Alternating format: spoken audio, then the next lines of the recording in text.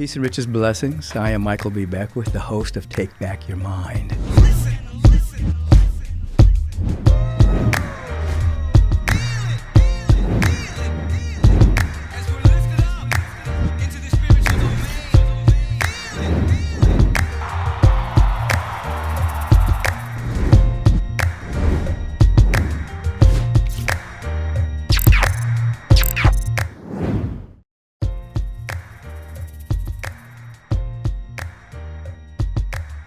Peace and blessings, everyone, and welcome to Take Back Your Mind podcast, life question of the week. I love answering these questions. I love my life. I love what I get to be, and I love what I get to be transmutes itself into what I get to do. And so this question is from an individual by the name of Robert. He says, for the past 7 years, I've been on a continued path of spiritual awakening. This is causing friction in my marriage due to the ever-expanding difference in views between my wife and me. I understand and respect her individuality, and she does the same for me at a base level. But I'm trying to expand my insight, and I sometimes feel there's a harness restricting me. Yet I love my wife dearly at the same time.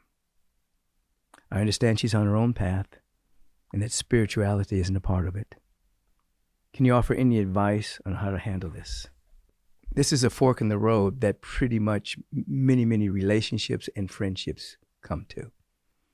And that is when an individual begins to expand their awareness, it begins to make central what used to be at the peripheral. Maybe an individual was a looky-loo and slightly interested in spirituality, but when that becomes central, and their character begins to change and their life begins to change, it affects all relationships. It affects friendships, it affects marriages, it affects intimate partnerships, because the individual that entered into that relationship is no longer the same individual. So there has to be adjustment. So on your end, the fruitage of your spiritual path, one, is non-judgmentalism. So when you say, spirituality, she's not a part of that. Maybe yes, maybe no. Maybe not now. But you don't judge that. You draw the circle in your heart big enough for her to fit into it right now while you continue to grow spiritually. Because the fruit of the Spirit is kindness, compassion, patience, love. This is not to say that relationships won't change. But you're going to be on your path, and that's going to be the fruitage. In other words, you're going to become a different being in front of her.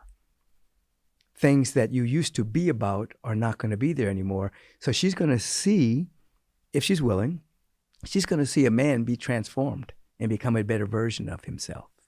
Okay? I'm going to tell you a story. There was a woman by the name of a great practitioner, very mystical, great friend. Her name was Vitura Papke. And Vitura Papke went on to the School of Ministry.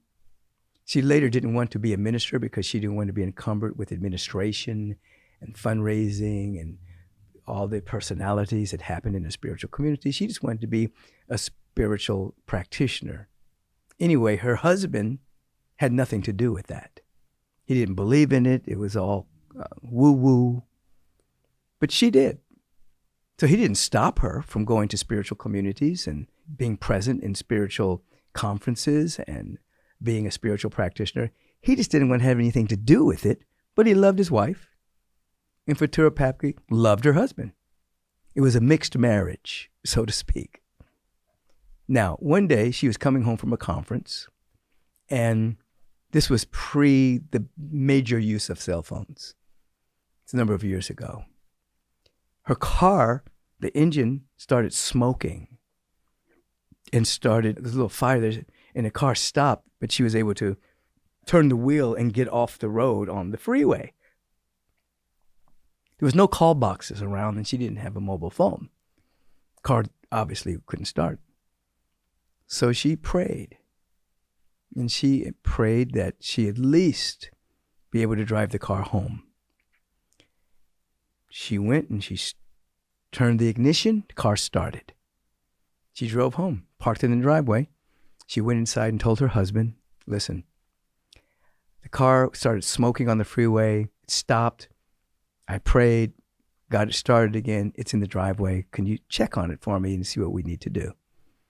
So he goes out and opens up the hood and comes back in the house and says, you did not drive that car home. She says, what do you mean? You saw me drive the car home. I drove it and put it in the driveway. He said, it's impossible. The car caught on fire and the wires to the battery were severed. You had no power. There's no way you could drove the car home. And she said, you saw me drive the car home, babe. I prayed, the car started, got home. After that, he became a believer. He said, I don't know what you're into, babe, but I'm interested. And he began to come with her. That's an extreme case. What I'm saying is you be you. Your wife will see the evidence of you being a better you.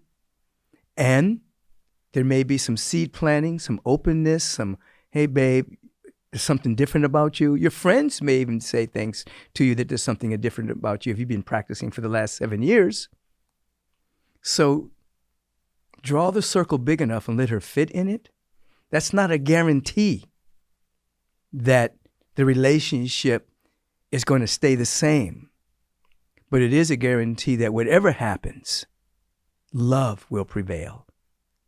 There will be amicability. There will be understanding. And you can't force your wife to be what you want her to be on this path. She has to come on her own. Just as she can't force you to get off the path because something very real is happening within you. I hope this is helpful. And anyone that's listening, I remember a spiritual teacher told me over 45 years ago that this particular teaching, this particular paths breaks up as many relationships as it brings together, meaning people change. So we're holding you in prayer, Brother Robert, that amicability reigns supreme, love reigns supreme, peace reigns supreme, and understanding. You continue to grow without judgment and without putting her down, without saying she's not into spirituality. As you said, she's on her own path. You don't know. It may be cyclical. It may end up the same place you are. So just love as best you can. Let the fruits of the Spirit take over. Have a beautiful day. And all of you, have a beautiful day. Pass this particular answer on to anyone you think may need to hear it. And we'll continue to glow for the presence. Peace and blessings. Hey, thank you for joining me today. If you'd like to ask a question, please email me at podcast@michaelbeckwith.com. And you know what? Your question just might be featured. Have a beautiful and bright day.